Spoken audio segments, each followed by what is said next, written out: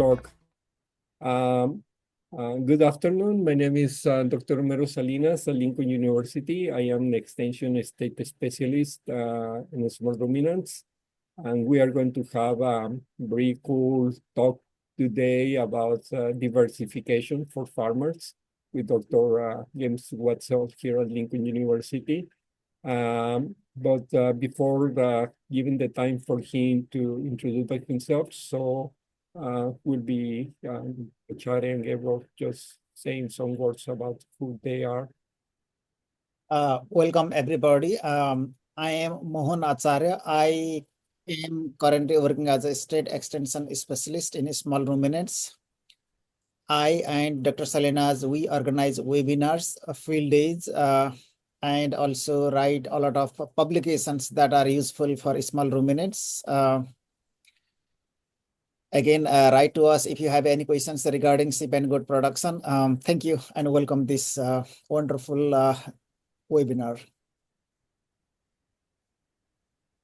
I am Gabriel Apple, and I am the small ruminant program educator here at Lincoln University with Dr. Acharya and Dr. Salinas.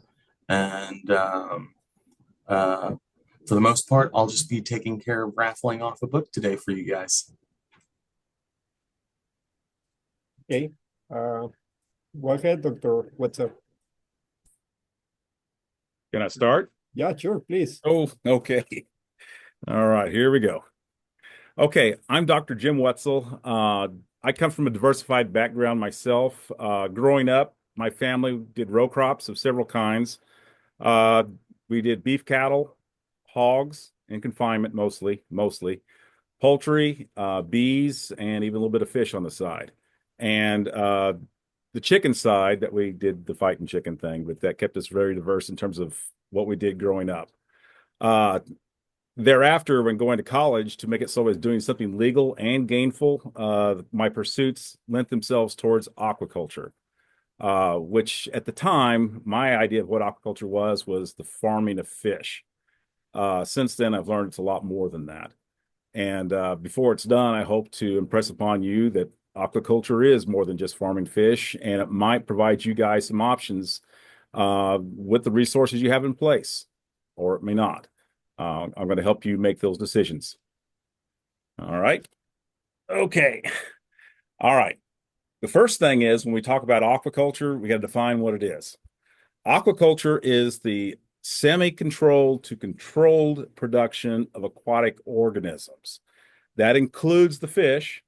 It could be things like crabs, crustaceans, shrimp, mussels, different types of plants like rice, kelp, even bacteria and things that grow actually in the water, floating around in the water. All those things can fall under aquaculture, and they do. But here, for the purpose of this talk, we're going to be focusing on fish. And the fish that are dearest to my heart and probably most likely to be of interest to you are those that you would consume directly yourself, food fish. And that could be several different species, and we might come across that later in the talk if it's of interest. But there are several species out there that can be raised on a small scale, and they're very well suited for an introductory level aquaculture effort. Now then, when we talk about aquaculture, that's done typically for those who do it for a living, most of them, especially when there's ponds involved, they have ponds that are made specifically for the purpose. The ponds can be filled when they need to be. They can be drained when they need to be completely. They're also designed so it's safe to get in and out of them, and sometimes even go around the entire perimeter of the pond using a tractor or some other piece of equipment, and to be able to drive around it if need be to apply feed.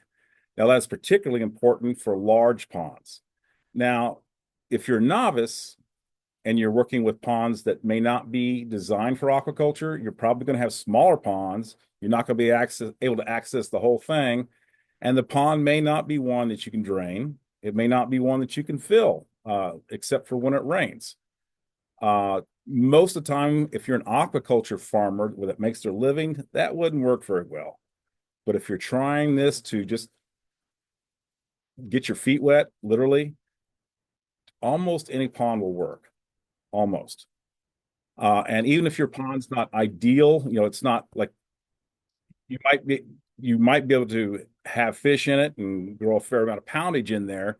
That does not mean that it's still good for aquaculture. One of the challenges you have is getting the fish out in the end. That's a really big problem for a lot of folks, especially the novices I deal with. So if you're going to take advantage of a pond that you already have in place that's used to store water for livestock or irrigation, or it's simply used to catch water to control erosion, or even just to provide wildlife habitat, those ponds can be made usable by using something like a fish cage. And I'm going to show you a fish cage. If I can pull it up. Uh-oh.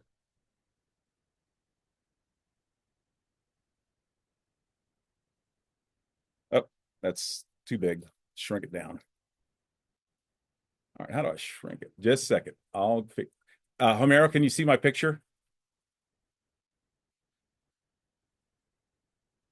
You have to share your screen.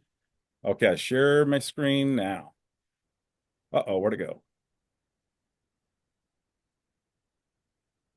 Oh, can everybody see my fish Yes. cage? Yes, yes. Okay. All right. Now then, most ponds that are not made for aquaculture, getting the fish out can be a problem. The typical tool used to get fish out of a pond is a seine. It's two sticks with a net stretched between it that you can drag through the water to get the fish out. A lot of ponds are either too big, the wrong shape, they might be too deep, or there might be trees or other obstructions in there that make it so that you can't pull the seine through the water, or you can't pull it in a manner where you get all the fish out. So that's where something like a cage comes in. And this is the type of cage that I'll be using for some very small scale research and demonstration at the Lincoln University Pond Farm, and possibly a couple of other places, especially down in the boot heel. This cage is let's see if I can get to show some other shapes on it. Well, it's not going to show me the other shapes. This shape is roughly it's cubical almost. It's like two cubes attached end to end. This, I hope you guys can see my pointer, but from this point down to this point, that's 3 feet. And then from this point back to that point is another 3 feet. And then from here to here, it's 8 feet. Okay. And this cage is set up so that the material that it's made of goes all the way around it. It goes around the front, the sides, the back, and also the bottom. And even on top, you've got 2 panels up here. And these panels can be open and closed if need be. Okay, this is a fish cage. The fish cage, the way it's supposed to work is it's like it's a big, when I talk to my aquaculture class, I would refer to it as a semi-permeable membrane. The membrane is the outside of it, the caging material. What this caging material does is, the first thing it does is it confines the fish. If you're trying to raise fish, you want to keep them where you can actually get those little buggers out later on. It also keeps bad guys out, predators like herons, snapping turtles, other fish, otters, all kinds of fun stuff. But the caging material also allows movement of water, and that's extremely important. Water going through the cage, especially if you have a large amount of fish in there, is very important because the fish use up the oxygen that the water contains. So in order for the fish to have more oxygen, that water that's been used by the fish or breathed through needs to leave the cage and be replaced by new water. And the mesh of the caging material should allow that. The bottom of the cage material, the fish, they go to the bathroom, just like everybody else. And most fish that we work with, most of them, especially if you feed them the typical feeds we use, when they produce feces or turds, those things typically sink. They go to the bottom. Now then, we don't want that stuff hanging out around the contents of the cage or very close by. Because if you do, the fecal material and the other things that the fish excrete, if they stay in the immediate vicinity of where the fish are in the cage, the water becomes what we call hot. Not in terms of temperature, but chemically hot, or chemistry. That means there are chemicals in the water, particularly ammonia, that you do not want the fish exposed to for long periods of time. That same movement of water that brings in new oxygen can be used to flush the ammonia out and away from the fish and the cage area. The cage, ideally, if it's sitting where it's supposed to be, it would be suspended in the water column so that the water level would be roughly here as my little pointer goes across the screen. Can you see that? I hope. Can you see that, Homero? Yes. Okay. All right. Ideally, the cage is suspended at the right depth. And in this case, with this particular cage, we are using the noodles that you use as kids playing in your pool. That was something to keep the price down. And in this case, they were attached with zip ties. But if you position them properly, the cage should float at the right depth, where only the top is out of the water, not very high. Okay. Now, another thing about this, if it's suspended properly, is the cage should also be suspended off the bottom, ideally at least a foot or two. And that gives the cage a little bit of space from between it and where the feces might fall down to the bottom. It allows more of when the feces falls to the bottom, you're going to have all sorts of chemicals leaching out of the feces that you ideally will allow it to float away from the cage rather than getting up in the water column. So you want to have the cage so it's sitting up off the bottom. You want to have it floating and off the bottom. You want to have the top, which in this case is this, the top needs to be on top. Now the cage, not only does it allow water to flow through it, not only does it allow feces to go, not only does it contain the fish, not only does it, what else does it do? Keep predators out. It's also the place where the fish have to be when they're feeding. The fish have to be when they're feeding. Now, most of the time when we feed our fish, we feed them pellets. And when we feed them in a cage, for sure, almost certainly, the best type of pellets to use, a key characteristic of them is that they float. The pellets need to float. And that way you can see how much the fish are actually eating. But a problem you get into with the pellets is almost all the pellets will float through almost any kind of mesh that's practical for use for your fish cage. The pellets will float through, and if they get out of the cage, the fish will not be able to get to them to eat them. So that can be a problem. So that's something that will have to be addressed, and we'll come to that next. Are there any questions at this point?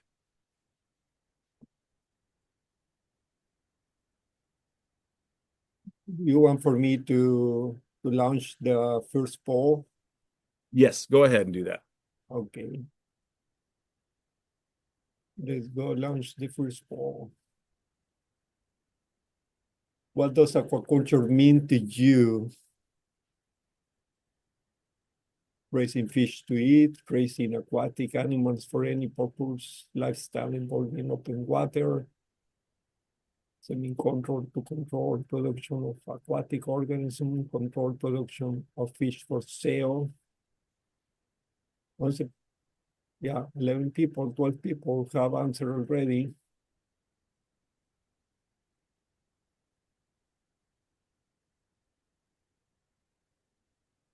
Yeah, just few seconds more. I will be ending the poll and showing the results. So you can, Dr. Wetzel, just to give some feedback about that, what the people answered. Okay. All right. So the polls, they're complete? Just now 19 people already. So I will give just a few seconds more. I guess right now. Okay. Over there, the results. You can see. Okay. Are we done? Yeah.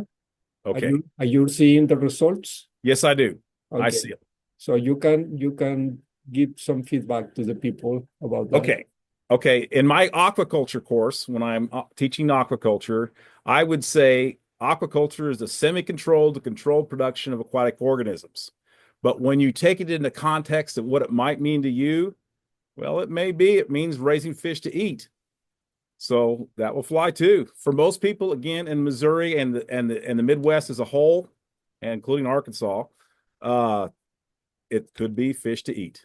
So we're going to take that, and that's where we're going to roll with it. All right, I'm going to, can I close it? Yeah. Oh, it could. Woohoo. Okay, now then. All right, where I left off is that when you're feeding fish in one of these cages, you're feeding them with floating pellets. Remember I said use floating pellets. A problem is when you put the pellets in there with the fish is the pellets don't stay in the cage very long. And there's a couple things going on with that. First of all, the very same current that moves the water through it will take the pellets out. Also, the fish, sometimes they get excited because they like to eat pellets. Those pellets are tasty, at least that should be tasty.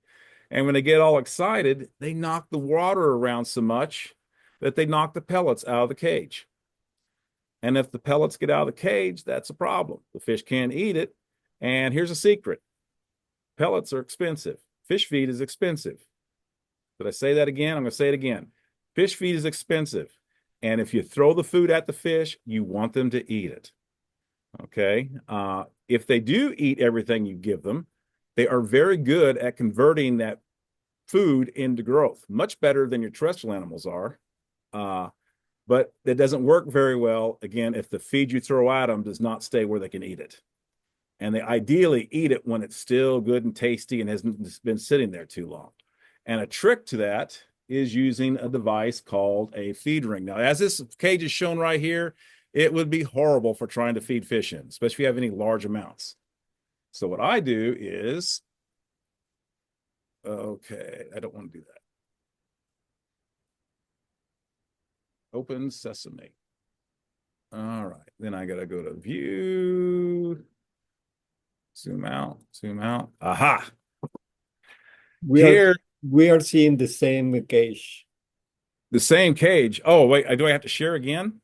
Yeah, probably you have to stop and share again. Okay, stop. And share again. Ah, there we go. See it? Yeah, there you go. Yeah. Okay. Now then, the way I showed you the cage a moment ago, what we used to do was to make it so that you had some sort of a barrier that would go around the top of it, right where roughly where the water level would be, that would keep the feed in there. The problem is that takes a lot of material, and if your cage is not exactly at the right depth, it sinks or sits a little bit too high up in the water, that ring that you put around the outside of it is often not very good at keeping the feed in the cage. That ring is often referred to as a feeding ring. You also use it sometimes in ponds where there's no cage at all. But in this case, instead of having the feed ring actually attached to the cage and going around, one that we find that seems to be working, at least for bluegill, is one that's based on protein tubs, like you use for your cattle and goats and sheep, or your mineral tubs. I'm sure most of you seen something like this. They're roughly 20 gallons capacity. This one's green and it's round, which I like. The other varieties are pink, purple, and red, and all those other nasty colors, and black. But the green one that's round is the one that I like the best. What we've done is we've cut it so that I'm what you can't see in this particular image, but I'm going to show you in another, is this one. Do you mind if we ask a quick question, Dr. Wetzel? Yes, go ahead. There was a question in the chat that said, how deep do you recommend the pond to be for this system? How deep? Well, with a cage like this one that's 3 to 4 feet deep, the cage itself, I would want the pond to be at least 2 feet deeper than that. 2 feet deeper than the cage itself, at least. So that, go ahead. Someone else said this may not be related, but that ponds are often looked at as a source of drinking water for livestock, and Neospora caninum is a problem in surface water ponds because it infects ruminants drinking that water and causes infertility in females. Do you know how to prevent or treat or manage this risk for the livestock while still supporting the production of other aquaculture products? No, this is not something that's ever come up for me. Okay. If you want to share another picture, you have to stop sharing and share again. Yeah, I'm going to show another picture here. Yeah. Come on. Trying to get my mouse to work. Okay. All right, zoom, zoom, zoom. Oh, hang on here. It'll be worth it when I get it to come up. Share. Okay, you see it? That's how the feed ring looks from the top. Yes. All we did was take a standard protein tub, cut the bottom of it out, and then we took another one of those noodles and affixed it with zip ties. And this thing, when it's sitting in there, if you notice it, it's about, I guess you can't, yeah, you can't see me, I think. The depth of it, the working depth of the feed ring itself is almost a foot. It's about 10 inches in this case. And when it's sitting in the water the way it's supposed to be, the water level is roughly halfway up. It's about 5 inches from the top, 5 inches from the bottom. When you put the pellets in there, that's what the pellets will be floating inside the feed ring, roughly at the mid-depth of the feed ring. And then the fish, most types of fish we're finding, have no problem swimming up into the feed ring to get the pellets. They may knock them around a bit, but if they don't hit them too hard, they'll hit the sides either above or below the water, and they'll still stay inside the feed ring and stay where they can get at them. And occasionally, some of the pellets that do get out, they'll be still visible to the fish inside the cage, and they'll still be able to consume those. This will not be perfect, but it will prevent the loss of a lot of the feed. This is a key component to making the cage work, is using the feed ring, having some way to keep that feed in there long enough for it to be consumed. Now then, there's a whole slew of other issues to talk about with their feeding the fish if we're going to do it in a cage type setting, and it is what type of feed to use. I already said they need to have floating feed. Generally speaking, the feeds that we'd use to fish that are confined to a cage, the feeds need to be of a higher quality, usually higher protein, than the feeds that you would use for fish that are swimming loose in a pond. And that's because fish that are confined to something like a cage, all the food they're getting is coming from the feed. While the fish running loose, they've got lots of forage, animals of all sorts, and even plant materials they can consume to meet their needs. So you're going to use better feed than you would use otherwise. So that's going to add a little bit to the cost. You want to have feed that's got the appropriate amounts of protein in it. Some species, actually most species that we raise these days, most of them are predators. In other words, they eat other animals. And because of that, they do better on diets that have more in the way of protein. The protein levels on the low end for most fish, that when you're raising them in a cage setting, on the low end is 36% crude protein. And in most situations, I would not go lower than 40%, 40 to 42% crude protein. Sometimes you go higher than that.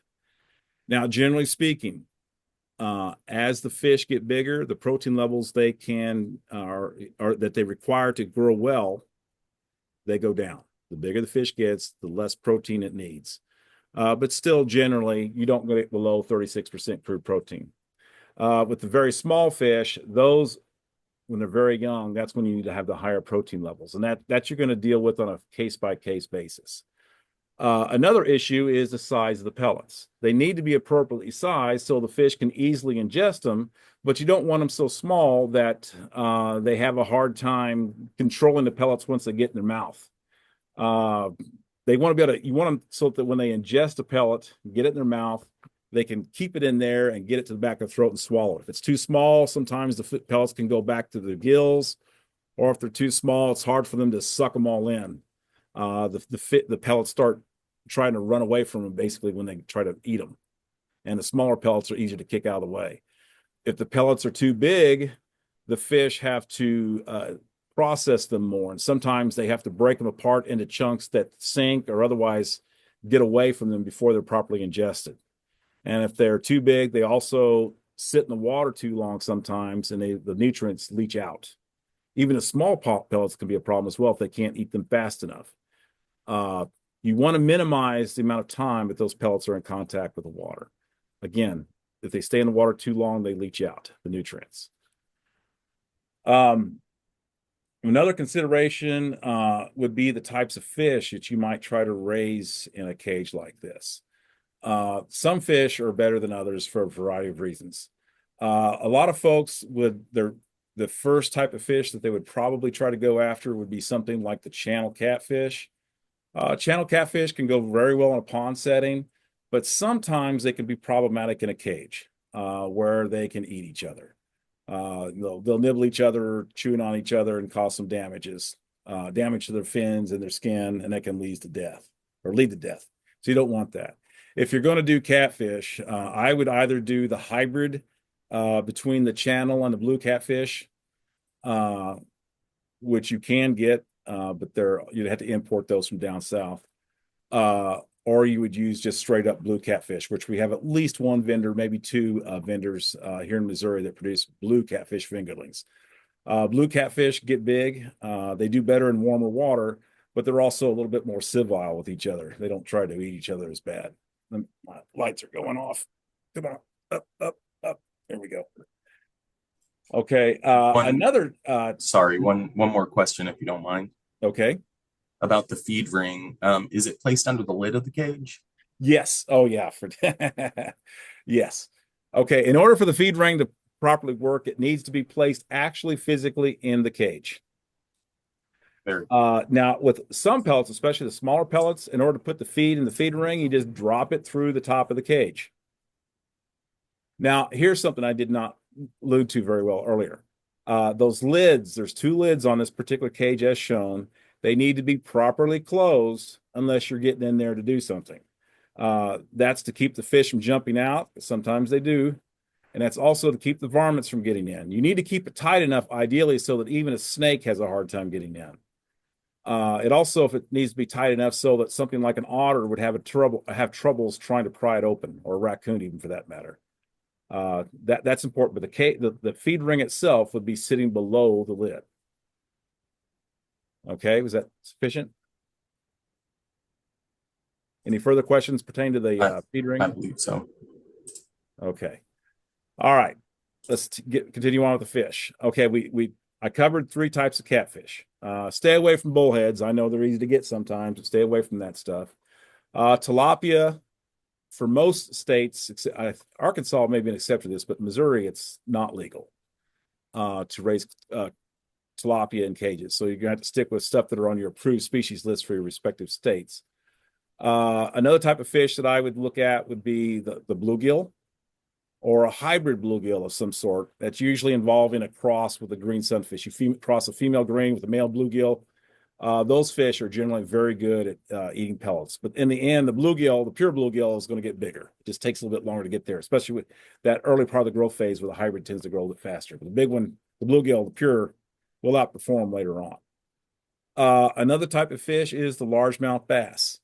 That one's done quite a bit in ponds now as a food fish and sold. And it can do okay in cages. The problem is that it starts to slow down its growth typically in a cage setting at about 1 pound. And if you want bigger than that, well, that can be a problem getting there. Let's see here. What else is there? Another type of fish that I've worked with many times in these cages and very successfully is the hybrid striped bass. It comes under two names. The hybrid striped bass comes under two names. They're essentially the same once you get them the size that you would stick them in the cage, because they grow very well. They grow fast. They got very high quality meat, and they adapt well to a cage as long as the cage is not too tight. A cage of this sort is not too tight. These two hybrid striped bass are referred to as either the sunshine bass or the palmetto bass. Sometimes you'll see them sold under the names of original cross or reciprocal cross. But most of the time these days, I think it's sunshine and palmetto. Those two fish, they take pellets. You can get those easily feed trained, and they can easily, if you stock them out in April or March, stock them out about 8 to 10 inches in length, you can get them up to pushing 2 pounds by the following November. So they can grow pretty fast. They grow faster than anything else that we've talked about here. But they also require a feed that's a bit higher on the protein side. let's see here. Any further questions along this line? Those are the types of fish that I would recommend that you would try to raise in a fish cage here in the Midwest. Oh, wait. Sorry, one more moment. Those fish that I mentioned to you, they're going to grow well basically from March or April through the following November. Once you get into December and start into the next April, the water is generally too cold or is below what most of those fish will grow fast at. But it's cool enough in some localities, especially Missouri and further north, for rainbow trout. And what I have been a part of before when I was in Indiana is that we would raise either bluegill or hybrid striped bass during the warm growing season, and then we raised rainbow trout during the cold winter season. And we could get both of them up to eating size in the cage.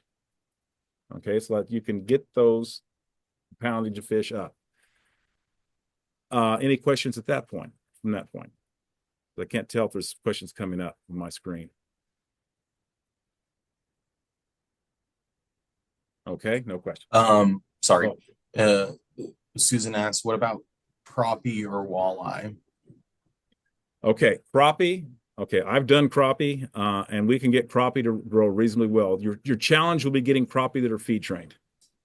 And they're not hard to feed train to do it yourself if you know what you're doing. But your problem is getting feed trained crappie. That'll be a challenge. But if you got them feed trained, you feed them a higher quality diet, more protein in it. You can get them up to 6 inches that first fall if they're in good size when you first put them in, and then by the following year they'll be pushing 3/4 of a pound, maybe a little bit better. But getting the feed trained fish that's a challenge right now for crappie. The walleye are a different problem altogether. Getting feed trained walleye is going to be expensive. Most walleye you're going to have that are feed trained, you're going to get from up north. And I don't think that they're going to do as well when it gets warm down here.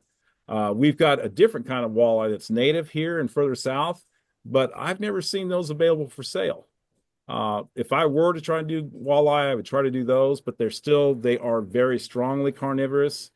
And if they are not very uniform in size, they may start eating each other. And if they're prone to panic if they get disturbed, and they can damage themselves ramming up against the sides of the cage if it's too small. And for walleye, a cage of this size might be too small. They're very fast. If they panic, they're going to hit the sides of it. But they're good eating fish. Okay. All right. I'm going to go with my next train of thought here because I'm getting down to my time limit here, I think. I have another poll. Do you want the second one? Say again? I have another question for the poll. Okay, I'm ready. Okay.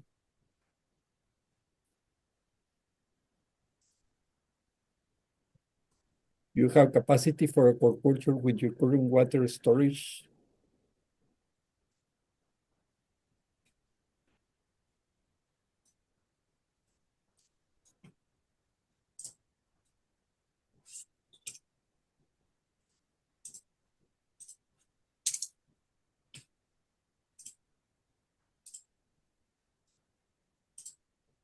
We have 80% of the people have answered already. 83% of the people. I think I will be ending the poll now. Check results. Real quick, I just wanted to announce the winner of our drawing this week for our book. I went ahead and did the random number generator again while we were working on the poll. And the winner this week is Miss Andrea Luton. So I will be sending you an email here shortly. Do you see my message, Gabriel, about? Yeah, I did. I'm working on it now. Okay, thank you. Okay, I'm going to knock this off. Can I do it? Okay, go ahead with the feedback for the people. Okay, so the way it looks, a lot of you are starting to think critically about what sorts of resources you have. And some of you look like you think you might be able to do aquaculture yet. Others, no. And then quite a few of you in the middle of the undecided there. what I'm presenting to you right now is use of a cage, and I gave you particular dimensions for it. There are ways that you can press into service a pond where the fish are running free, but you got to come up with a different way of getting them out. Some fish you can angle out. That doesn't work very well with catfish, but something like hybrid striped bass or largemouth bass or any of the sunfish hybrids, you can angle them, but it's hard to get any numbers unless you're just catching them to feed yourself. If you're trying to get the fish in numbers for possibly to feed a group of people or maybe to sell, like at a farmer's market, like I used to do, you want to be able to get the fish out quicker and more reliably than you get by angling. So then either a cage or rigging up some form of a lift net or some sort of a way of trapping the fish could be used as well. But that would be a different story to deal with than this fish cage. You can't do it all in one day. But it's good to see that folks are at least giving it some thought. I want to get into talk a little bit about when we've raised our fish in the past. What we were doing is taking the fish that we were raising either in cages or in ponds or in indoor tanks that simulated a raceway. We were raising those fish up. We processed the fish, and then we were either taking them to farmers markets or we actually had people come in and they bought them on the farm. And we did, actually, we even did some deliveries here and there. Like I forgot what those are called when you provide the baskets, but we did a little of that as well. And we were able to fetch a higher price for the fish that we raised than you could get for a similar product at the store because our fish were fresh, clearly fresh. They were all done within 24 hours, usually less of when they were being sold. And they were decidedly local. That definitely set it up so we were getting top dollar. And in our case, it was also the fish, like when we were dabbling with poultry and some other things, and sometimes just trying to get information out, trying to educate the public. We were selling the fish to bring those people to the table. The fish were attractive. They brought people to where we were trying to make our sales because our fish were novel. So there's all kinds of advantages that can come from trying to raise fish like this. But if I were to try to do aquaculture on a larger scale and I had never kept fish before, I would try to do it with a cage first. You've got to learn how to talk to your fish. You've got to learn how to feed them. You've got to learn how to signal them that you're going to feed them, that you can feed them more. You got to signal them that you want to show them love. And then they've got to learn how to signal to you that they're hungry or when they're not. And you also need to be able to read them so that you can determine if they're feeling good or not. You've got to learn to talk to your fish. And that's part of the story. There is a question, Jim, about the stocking rate, like saying that for the people that will start, how do you recommend how many fish to plant over there, to seed over there in that size of the cage? Okay. That's I knew that was going to come up. Okay. The number of fish that you put in there is got to take into account how big they're going to be at the time of harvest or what the maximum poundage of fish might be. In a cage like I've depicted here, which is about 3.5 by 3.5 by 8 feet, I would not have any more than 200 pounds of fish in there at any time. Always less than that. So once you start getting up to 200 pounds of fish in there, you got to start getting them out. And if you're going to get them all out at once and you're going to have 200 pounds of fish, what you got to do is figure out how big those fish are going to be when they're at that 200-pound total weight. So then you calculate how many fish you got to have to achieve that. And what I would do is I would assume that 80% of the fish you put in the cage, 80%, if not better, that you put in the cage are going to get to the point where you can harvest them if everything goes well. So you do your math based upon that. And some fish are not going to be able to get to the same large size like bluegill. If you're getting them up to 3/4 of a pound or a pound, you've got some really nice fish. The largemouth bass, 1.25 pounds to 1.75 pounds. The hybrid striped bass, 2 pounds. Depends upon what species you got. Okay. Accordingly to the species, the number of fish that you will have over there. Yeah. The fish that I will have, Yeah, accordingly to what fish you have is the number, accordingly to how the size also. Yeah. if I'm going to do my bluegill, that's what I'm going to be doing next, and I'm going to be targeting fish that average, I'm going to be hoping very wishfully, I want them to weigh 3/4 of a pound when I harvest them. Okay, that means if I'm going to have 200 pounds in there, I had to do some higher math. Can I do some math? Hang on here. I'm going to my calculator. Come on. And I take 200 and I divide by 0.75 equals. So I'm going to put in there about 266 fish that I want to be in there when I harvest. So then what I'm going to do is divide that by 0.8. So I'm going to start with about 333 fish. I'm going to stock 330 fish in there. I'm going to assume 80% survival, and I'm hoping they get up to be 3/4 of a pound on average. That's very, very wishful thinking, but that's what I'm going to do.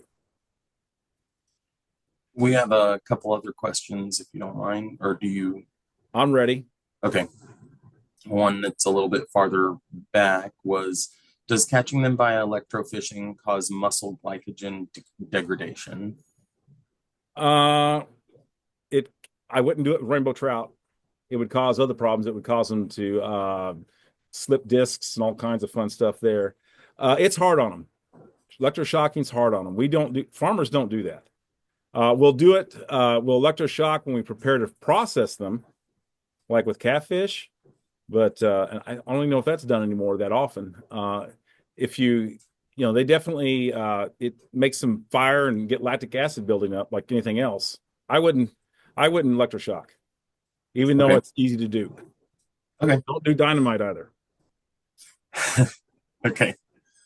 Could you feed the cage fish cheese curd, scrambled eggs, or something you could grow? They will be just fish for home eating, but I'm trying to cut pellet costs with adding a farm extra. Okay. When the fish are confined, you're going to have to give them a complete diet. And that's where pellets come in. They are formulated to have everything you need. If you're going to try and give them an incomplete diet, or what would you call that? A chow, give them a chow. The fish need to be running loose. They need to be free range. Not all fish will recognize some of those foodstuffs that you're calling as food. Are those like table scraps? Not all of them will recognize them as food. Most of them won't actually. If I'm going to go that route and I'm going to try and get around not using feed, what I would, complete feed, then I would go the route of trying to enhance the food chain. And that is what you're trying to do is you're enhancing the forage base. And there's lots of things you can do with that. You can add various forms of organic fertilizers, organic material like hay or, old hay, rotten hay, particularly that which is from a legume. Scatter some of that around the perimeter of the pond. As it breaks down, you're going to have little organisms that start to eat it. The fish will eat those, the smaller fish, and sometimes even the larger fish. And as those materials break down, they'll leach nutrients into the water column, and that will promote the development of the plankton in the water. And then those will go into the food chain that goes into the fish. And that can make a lot of ponds become more productive. It doesn't work on all ponds. If you got a pond that's already pea green soup, that's probably not going to work. But if you got a pond that's relatively clear when you start, that's going to work. It's going to enhance the productivity of the pond. In that case, though, then I would not be using fish like bass. I would be using bluegill, even crappie for that matter, because they can eat zooplankton very well as also. The crappie and the bluegill in particular are good at eating the insects that are involved. And the catfish too. The catfish, sometimes they'll even come up and start eating the vegetation outright to get the critters that are inside of it and that are actually digesting and tearing down the plant material they threw in there. Another trick that you can use occasionally is suspending a light source over the water. and attracting night flying insects that are coming in from the surrounding pasture or the woodland areas. Attract them so that they fall down in the water. And then a lot of your fish will learn to come up and take care of that bounty. They'll eat it. In some years, I've been able to put up Japanese beetle traps. And as the insects fell in, the fish hammered them. But you can't rely upon Japanese beetles. They're only there for 45 days tops. And most years, they're not out enough to make it worth your time. But there have been exceptions to that, especially I think back in 2019. Whew, we had lots of them for that. We were using those for chicken feed as well. We didn't kill the beetles. We just simply put the pheromone out down low the ground, like on a side of a piece of screen or a plant, brought the beetles down low enough, and the chickens stayed there all day eating as much as they could. Yeah, there's your chicken bite there, Dr. Romero. Do the bluegills overwintering in my pond need fed in the winter, or are they dormant till warm waters up, or till the water warms up? Okay. During the winter months, bluegill do eat, even when there's ice on. If you've heard of people ice fishing up north, that's because the fish will eat. Generally speaking, when the fish are eating, they have access to deeper water. During the winter, when you have ice cover, the warmer water is down towards the bottom, and the coldest water is up by the ice, because the ice is less dense than the water itself. At 36 degrees, which is where the water is the densest, that's warm enough for bluegill to eat. The problem is for them is that when they get a tummy full of food, it may take them 3 or 4 days before they process it and are ready to eat again. And you know how the weather is in the winter. If the weather is not conducive to eating, they may not be able to eat in 3 or 4 days because the weather doesn't make them feel like it. So during the winter, they won't eat as much, but every time you get a warm day, I'd go out there and at least throw it out there and see if they'll come up, respond to it. And if they don't eat for a month or two, I wouldn't be upset, because bluegill can go for a long time when the water's cold without eating, and they'll lose a little weight, but not much. And they'll recover it as soon as things warm up and they start eating again. Okay, good deal. Thank you. Yeah. So we have a question that was it was prompted as part of the earlier one when we were asking about stocking rates on a cage that size. Yeah. And he was asking also kind of as far as like pond size, like depth, surface area, not to make you do more math. But what size would you need for that size cage to make sure that it was oxygenated enough with no supplemental aeration? Very good question. That's a good one. Okay. All right. Now, first of all, here's the bad side about it. It's not always oxygen. It's your first problem, at least what the fish are doing. Okay. What can be a problem when it comes to your oxygen is as you feed the pond, if you got a lot of plant biomass outside the cage, if it dies for any reason, it can take the oxygen levels down. Okay. So if that's the case, no matter how big your pond is, it doesn't matter. But here's something I will state. When I'm pushing a pond and I'm getting as much out of it as I can, it's a proper aquaculture pond, and it's a 1 acre pond in size. It's 1 acre in size.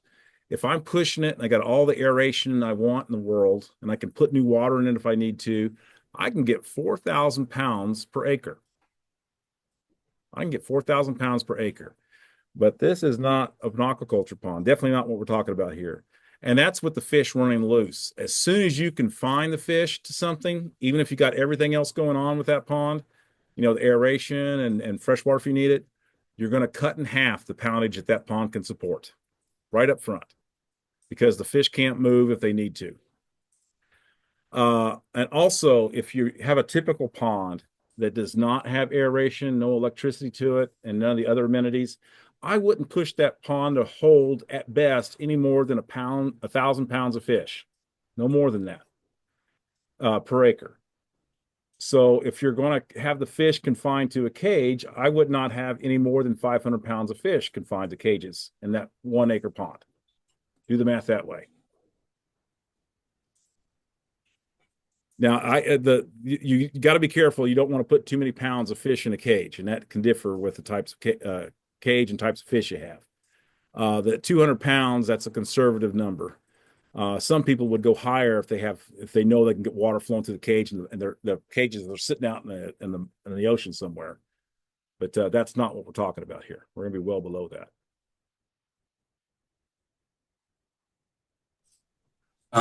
And then I think as far as questions, the only other thing that I wanted to make sure it was brought up was Ms. Woolworth was asking, and I think she was asking in regards to like supplementing diets with chow, I think is what you called it.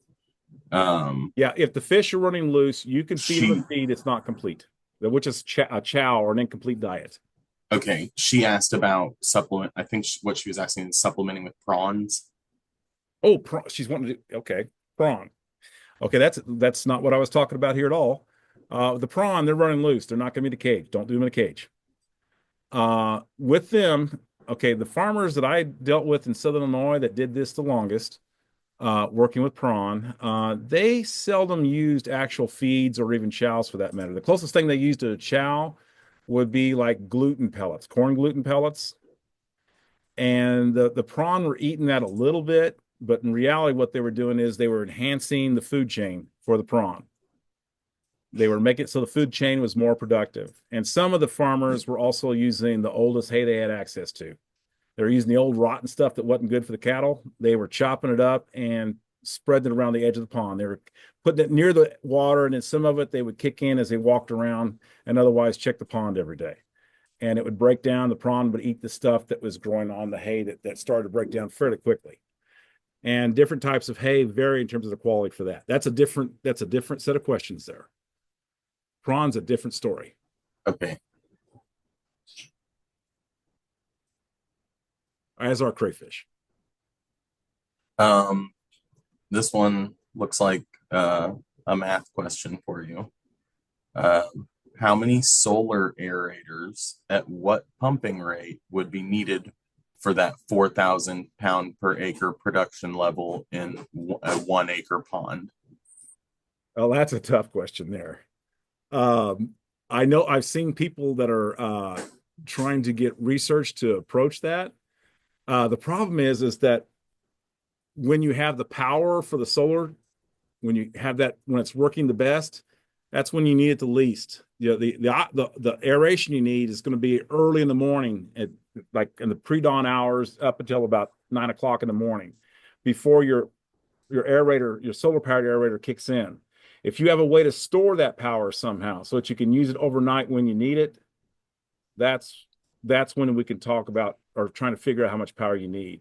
That's the problem. They don't know how to store the power effectively. Everything I can think of would be prohibitively expensive.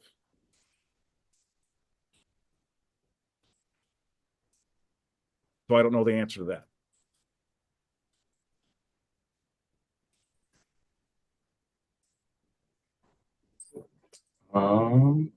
I just sent the information of Dr. Wetzel, his email and his phone number. So for sure, you have any question, you can reach directly to him.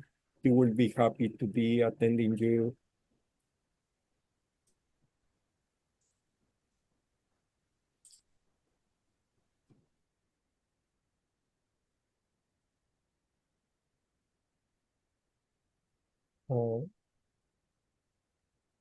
What else do you have, Dr. Wetzel? What about the farming market? What experience do you have? Well, I got a lot of it. I did it for like 5 years. If you're going to do it, it takes a while to develop your clientele. You want to be consistent in having product there. You want the product to look good. When people buy fish, they want it to be pretty. That makes a huge difference. You definitely don't want to go there with fish that taste bad. Usually, you want to minimize how much processing you do. When you sell at farmers markets, especially if you got an inspector coming through, you can't cut into the meat unless you've processed them in an approved facility, and then you've got to keep the meat or the fish meat or the fish carcasses at the appropriate within the appropriate temperature range from the time of processing up to the point of sale. You also have to have packaging that indicates their origin and the date they were processed. All those things come into play. It took us, we had to, when we first started out, we broke all the rules there were. We broke them all. And then as we learned, as we kept getting better and closer to the truth, or getting closer to being right, we started to push the envelope in terms of the degree of processing and started putting more types of fish up and all that. And we found out the rules got a little bit more complex. And they got a little bit more complex again when we started trying to sell to restaurants. But once you get to the point where it can sell to a restaurant, and if you can abide or meet the requirements for the regulations, that's the best way to be, because there you've got a reliable buyer usually that's consistent in the volume that they purchased, and that's everything. But in order for it to work well, you need to have a product ideally that's available year-round, or at least predictably available. And you can use it to bring people to the table that aren't expecting to see fish. And at some point, once they do expect to see fish, they get disappointed when you don't have it. We ran into that. Oh, I forgot the trout deal. You also run into issues where people are picky about the color of the fish. With our rainbow trout, we had two different color types. We had the rainbow trout that's wild type, looks like a regular rainbow, and another one that's golden in color. They taste the same, exactly. But when we had them side by side at the farmer's market, we could get $2 a pound more for those golden trout, even though they're exactly the same fish, in terms of everything else. They grew a little bit slower. They were a little bit touchy, but most people wanted to pay more for them, even though they weren't any better. It's kind of like Angus, the black Angus versus the other color cows. Remember the black Angus thing it used to be with Hardee's? I think it was Hardee's burgers. We saw the same thing with our trout, which was very fun. And also, you guys heard me say largemouth bass a while ago. Don't say largemouth bass to people who try to sell it to them at the farmer's market. It doesn't fly well here in Missouri. If you're in an urban area with a lot of folks from other parts of the world, they'll jump all over it. But here, what we do is we call them black bass. And to stretch this truth a little bit, to help them loosen their wallets, we would refer to them as exotic black bass that were raised here locally in Missouri, even though it's largemouth bass. And we were perfectly legal, everything we said. Oh, shoot. Okay. Do you have any other question, Gabriel? Have you seen? I don't see any others. If I missed anything, please let me know. And those of you that have been winners for the raffles should all have your emails now in your inbox. So if you don't, please reach out to me. Okay, well, Dr. Wetzel, thank you so much for your presentation. I think the people is happy to see some diversification options, and we thank you for your time and for sharing. And also our next webinar will be January 6th with Jennifer Lutz. Will be very interesting talk. What would be the subject, Dr. Acharya? It will be price trends of seafood goods and how to maximize profit from the cold use. Okay, so will be very interesting. And well, we can say you Merry Christmas. So have a good time, safe time, every you, and thank you for having all of you here. See you guys in January. Thank you so much. All right, thanks for the opportunity.